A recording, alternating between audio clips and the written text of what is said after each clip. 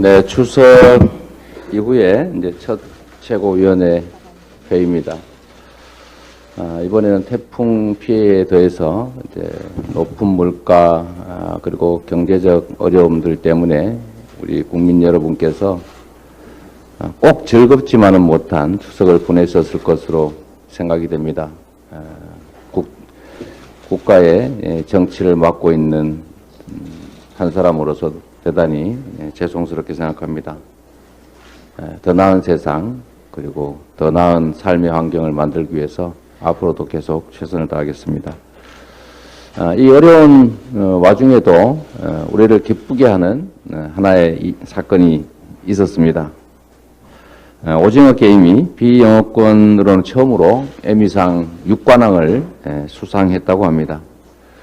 우리 대한민국의 정말 위대한 창의력과 문화예술적 역량, K 콘텐츠 또 K 컬처를 전 세계에 공인받은 그런 쾌거라고 생각이 됩니다. 문화예술에 대한 관심과 지원을 대폭 늘려야 된다는 말씀을 차제해 드리고 싶습니다. 앞으로 미래산업의 핵심은 문화 콘텐츠일 것이다 라고 보통 예상을 합니다.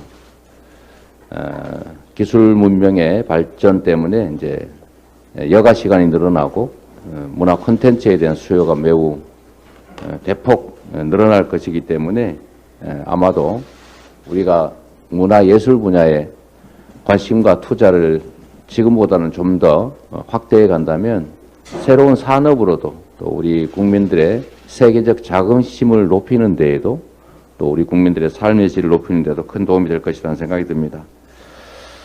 우리 민주당도 노력하겠지만 정부 여당의 각별한 자세의 전환을 촉구합니다. 블랙리스트 이런 거 만들어서 정치를 위해서 문화예술을 희생시키거나 문화예술인들에게 고통을 가하는 그런 일을 앞으로는 반복되지 않게 하고 문화예술인들이 자부심을 갖고 문화예술 활동에 전념할 수 있도록 예술인 기본소득을 포함한 문화예술 지원 정책을 대폭 확대해 주시길 요청드리고 저희도 노력하겠습니다. 국제 통상 질서가 급변하고 있습니다.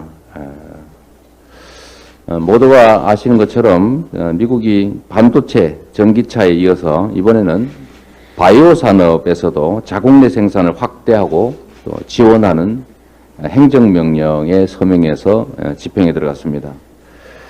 이 미래 핵심 산업 전반에 대해서 미국을 중심으로 한 글로벌 공급망 재편이 이루어지고 있습니다. 무역에 의존하는 대한민국 경제 산업이 이 큰 변화에 끌려갈 것이 아니라 선도적으로 대응하고 대비해야 우리도 살 길이 생깁니다. 그리고 이 속에서 위기를 기회로 만들어서 대한민국의 산업과 경제를 미래산업 중심으로 대대적으로 개편하고 특히 국제 질서 속에서 피해를 입는 일이 없도록 우리 국내 기업들이 손해보지 않도록 하는 각별한 지원 정책이 필요하다는 생각이 듭니다. 외교와 안보를 우리가 매우 중시합니다. 그건 국가 공동체 존속에 관한 문제이기 때문입니다. 그런데 이제는 외교와 안보의 중심이 군사에서 이제는 경제로 옮겨가고 있다라는 점을 좀 우리 정부가 직시해 주시기를 요청드립니다. 경제 안보 또 경제 외교에 집중해야 될 때다라는 생각을 말씀드립니다. 지금 우리 전기차 수출 기업들이 미국 시장에서 엄청난 피해를 입게 됐습니다. 국제 경쟁력에 심대한 손상을 입게 된 것은 누구나 아는 사실인데 이게 사실은 외교 실패에서 온 경제 실패의 대표적 사례라는 생각이 듭니다. 미국의 주요 인사를 패싱하는 것으로 소위 펠로시 패싱이 한국 전기자동차 패싱을 불렀다 이렇게 외신에서도 보도하고 있습니다만 앞으로는 이런 일이 절대로 생기지 않도록 방지함은 물론이고 오히려 이런 외교적 기회들을 경제 외교의 성과를 내는 그런 기회로 꼭 만들어야 된다 이 말씀 드립니다. 이번에 윤석열 대통령께서 이제 미국 순방을 가신다고 들었습니다.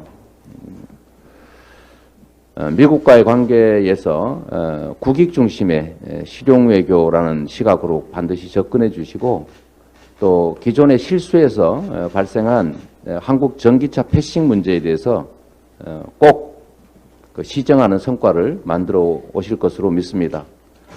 그것만큼 중요한 일이 어디에 있을까 싶습니다.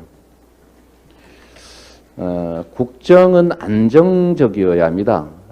그런데 국정이 매우 불안하다는 생각을 지울 수가 없습니다. 우리 국민들께서도 매우 불안해하십니다. 특히 경제는 예측 가능성이라고 하는 게 매우 중요한 요소이고, 이 안정성이 경제의 성장과 발전을 이끄는 토대인데, 이 미래를 예측할 수 없는 불안정성에다가 이 정책의 불안정성, 또 인사의 불안정성까지 합쳐져서 이 불안이 대한민국의 발전과 성장, 특히 경제 문제에 심대한 위해를 끼치고 있다는 점을 각별히 감안해 주시기를 부탁드립니다. 지금 북핵 위기가 계속 악화되고 있습니다.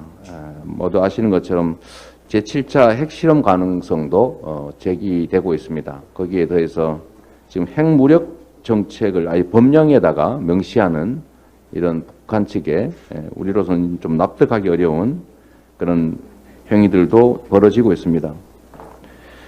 핵을 방어용이 아닌 선제 공격용으로까지 활용할 수 있다는 의도를 드러냈다라고 판단이 되기 때문에 매우 충격적이고 심각한 사태라는 판단이 듭니다. 북측에 이러한 한반도 평화를 위협하는 것에 대해서 매우 유감을 표하는 바이고, 거기에 더해서 북한 당국은 이 한반도 평화와 또 남북 간의 상호 간의 이익을 증대하기 위해서라도 모든 형태의 추가적 도발을 중단할 것을 촉구합니다. 그리고 동시에 대화와 협상의 테이블로 다시 복귀할 것을 촉구하는 바입니다. 우리 정부와 또 미국, 중국 같은 이 주변국들도 지금 약간의 생각을 좀 바꿔야 될 때가 아닌가 생각이 듭니다. 지난 30여 년 동안에 북핵 위기가 이어졌는데, 그중에 일부 기간에는 북한 붕괴론이라고 하는 그 허상에 기대서 이 제재와 압박 일변도의 정책을 취해왔습니다. 그러나 과연 제재와 압박 일변도의 정책이 한반도의 평화를 정착시키고 북핵 위기를 완화 또는 해소하는데 얼마나 도움이 됐느냐, 뭐 도움이 되긴 했겠지요. 그러나 그것만으로 해결이 가능하냐라는 점에 대해서는 많은 의구심이 제기되고 있습니다. 오랜 제재에 내성이 생긴 북한에게 협상이 단절된다고 하는 것은 오히려 핵기술 고도화에 시간을 벌어주는 측면도 없지 않다라는 점을 우리가 직시해야 될 것입니다. 윤석열 정부에서 담대한 구상을 발표했습니다. 담대한 구상에 대해서 담대한 해법도 좀 제시될 필요가 있다는 생각이 듭니다. 지금 북핵을 포기하면 경제 지원을 하겠다라는 이게 기조인 것으로 보여지는데, 사실 이제 경제적인 측면도 중요하지만 더 중요한 것은 군사 외교적 측면이라는 것입니다.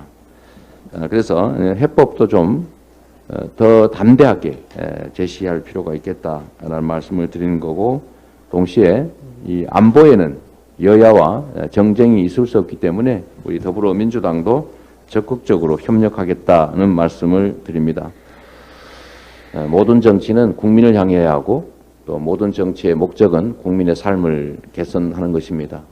대리인으로서 충직하게 국민의 삶을 개선하는데 집중하겠다는 말씀을 드리고, 정부도 정쟁 또는 야당 탄압 또 정적 제거 이런데 너무 그 국가 역량을 소모하지는 마시고 국민의 삶을 개선하는 민생 개선, 또 한반도 평화 정착, 또 대한민국의 경제 산업 발전 여기에 좀 더 주력해 주시기를 다시 한번 당부드립니다. 고맙습니다.